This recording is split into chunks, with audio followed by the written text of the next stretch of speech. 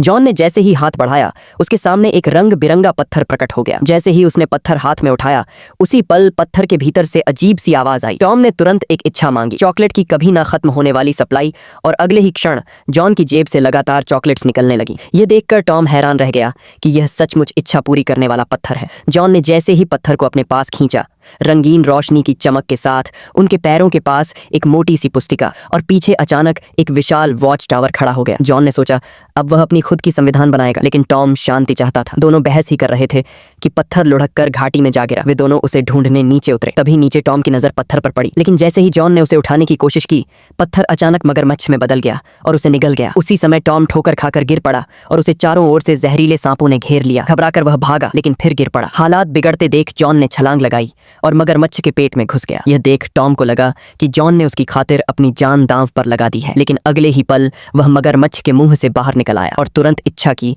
कि सांप गायब हो जाए, और सचमुच सारे कोबरा पल भर में गायब हो गए। तीनों संभल ही रहे थे कि मगरमच्छ फिर उनके पीछे आ गया। अब की बार मगरमच्छ सीधा खड़ा हो गया था। वे भागे, मगर वो लगातार पीछे आता रहा। जब लगा अब कोई रास्ता नहीं बचा, तब जॉन ने इच्छा की कि वे खतरे से बाहर निकल जाएं, और तभी एक विशाल उड़ने वाला डायनासोर आया और उन्हें अपने पंजों पर उठाकर आसमान में ले गया। लेकिन वह बस एक चक्कर लगाकर उन्हें वापस वॉच टावर पर छोड़ गया। उन्हें लगा अब वे सुरक्षित हैं, लेकिन मगरमच्छ वहां भी दीवार पर चढ़कर फिर उनकी ओर बढ़ने लगा। घबराहट में जॉन ने इच्छा की कि पत्थर उन्हें घर पहुंचा दे, लेकिन घर पहुंचाने के बदले उनकी एक जोड़ी निकल